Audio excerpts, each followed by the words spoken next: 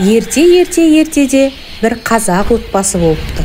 Ақсақал ата, мейірімді әже, еңбекқор әке, ақ жүрек ана және олардың кішкентай баласы Айдын атты ол.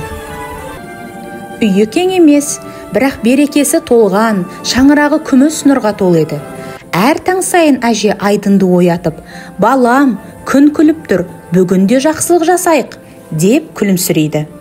Ата болса ауыл шетіндегі жайлауға бірге барып, малды көрсетіп, ерінбеген елге сыйлы болады, деп ақыл айтып отыратын.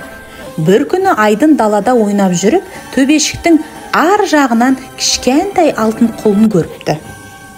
Оның жалы күнде жарқырап, көзі мөп-мөлдір екен. Құлын Айдынға жақындап, мен береке құлынымын, жылы жүрекке ғана көрінемін, деп сыбырлапты. Бала таң қалып, неге мені таңдадың, деп сұрапты.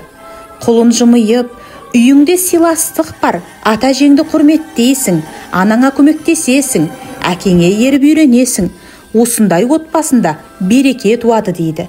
Сөйтіп құлын Айдынға бір ерекше сый береді. Қай кезде үйде дауыс көтерілсе, немесе шаршау сезілсе, Айдын күліп, мейірімді сөз айтса, құлынның жалы жарқ етіп бүкіл үйге жылылық пен тыныштық тарайды екен. Содан бері Айдын өз отбасын тек сөзбен емес, ісімен де қуантады. Су алып келеді, әжесіне көмектеседі, әкесімен бірге малды бағады.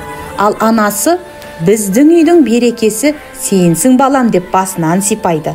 Алтын құлын болса, алыстан бақылап, жел сияқты сыбдыр етіп жүре береді. Айдын жақсылық жасаса, құлынның жалы күміс түске айналады. Егер ренжу болса, құлын сөніп қалады.